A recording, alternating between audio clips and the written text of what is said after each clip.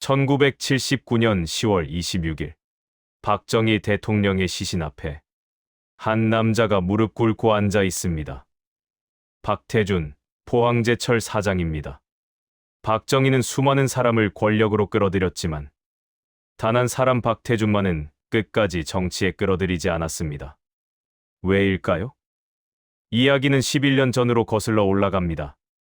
1968년 1월 청와대. 박정희가 박태준을 불렀습니다. 제철소를 만들어야 하네. 저는 제철을 모릅니다. 나도 모르네. 하지만 자네가 해야 하네. 왜 저입니까? 자네를 믿기 때문이네. 그날 박정희는 결정했습니다. 국가의 미래를 박태준에게 맡긴다. 이 결정이 대한민국을 바꿨습니다. 하지만 왜 박태준이었을까요?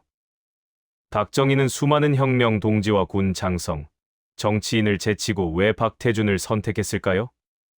그 답을 찾기 위해 20년 전으로 돌아갑니다. 1948년 봄, 남조선경비사관학교. 해방 3년, 나라는 혼란스러웠지만 군대는 세워지고 있었습니다. 교관 박정희 대위와 생도 박태준의 만남입니다. 탄도학 수업에서 박정희가 어려운 문제를 냈고 박태준이 손을 들어 단번에 풀었습니다. 박정희는 눈여겨봤습니다.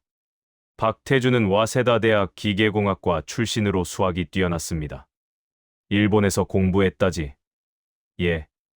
짧은 대화였지만 이때는 아무도 몰랐습니다. 이 두 사람의 만남이 무엇을 만들어낼지. 12년이 흘렀습니다.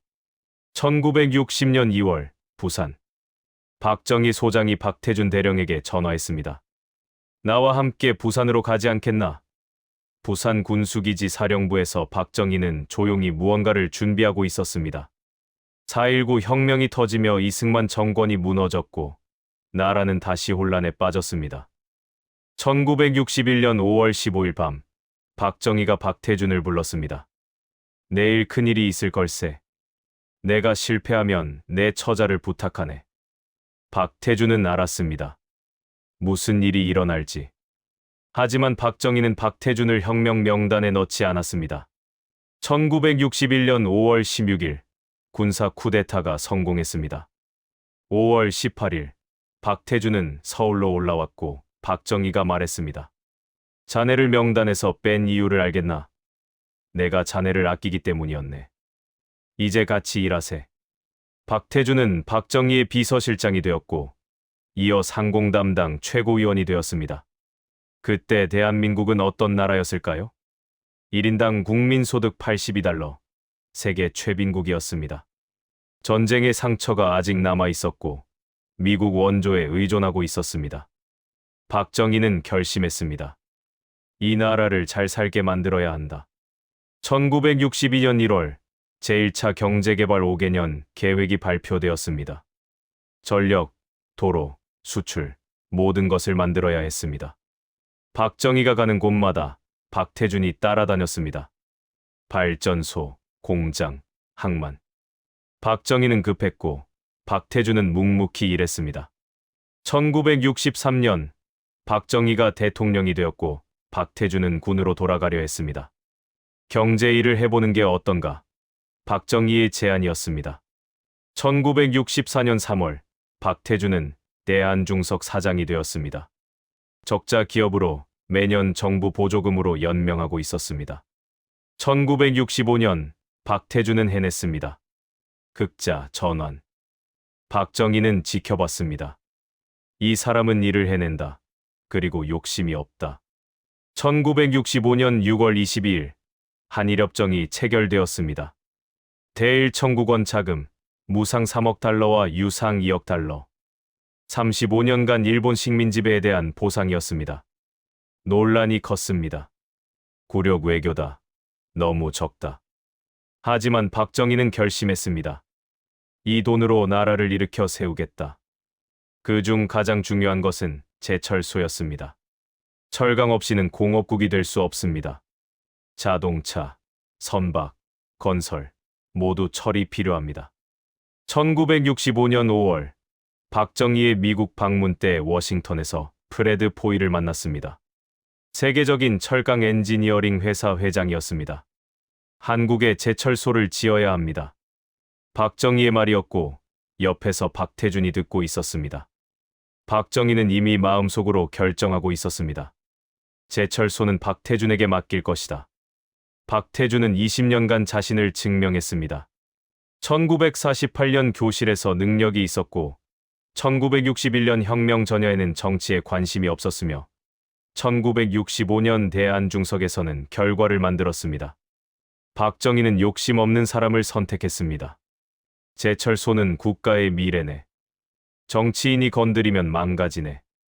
순수하게 일할 사람이 필요하네. 그 사람이 자네라네.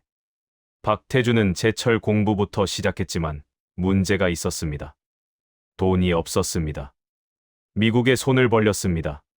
한국은 너무 가난하다. 제철소는 불가능하다. 거절당했고 세계은행도 같은 대답이었습니다. 박태준은 일본으로 향했습니다.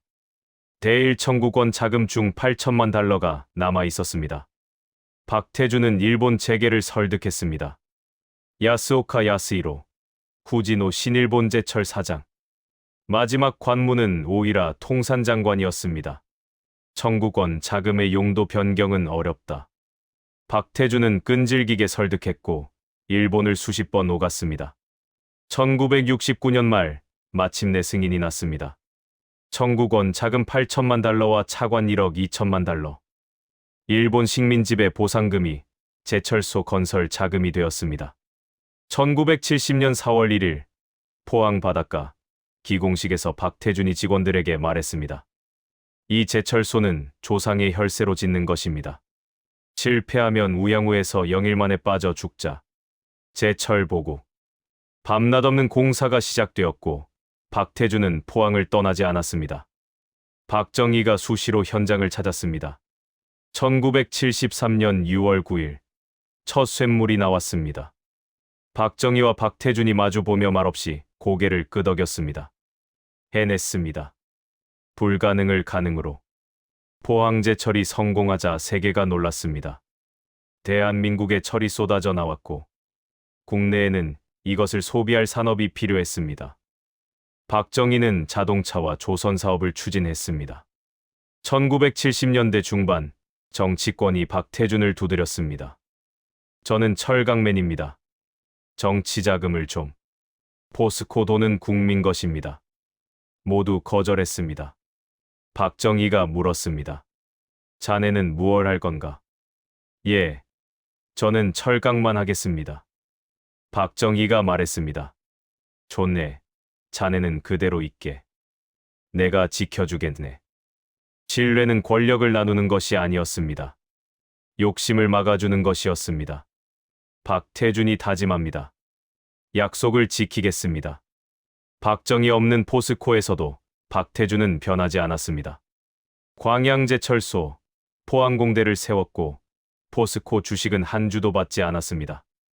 2011년 12월 13일 박태준이 세상을 떠날 때까지 보국 철강뿐이었습니다. 박정희는 18년간 수많은 사람을 썼습니다. 하지만 끝까지 믿은 사람은 많지 않았으며 박태준은 그 중 하나였습니다. 두 사람이 함께 만든 것은 철강이 아니었습니다. 신뢰의 시스템이었습니다. 스승이 제자를 믿었던 이야기입니다. 오늘 이야기가 마음에 드셨다면 구독과 좋아요, 알림 설정 부탁드립니다. 여러분은 지금 어느 지역에서 이 영상을 보고 계신가요? 댓글에 남겨주세요. 서울, 경기, 충청 어디라도 좋습니다. 지역만 남겨주세요. 주변 분들과도 이 이야기를 카톡으로 공유해주세요. 지금까지 대한민국 연대기였습니다. 시청해주셔서 감사드립니다.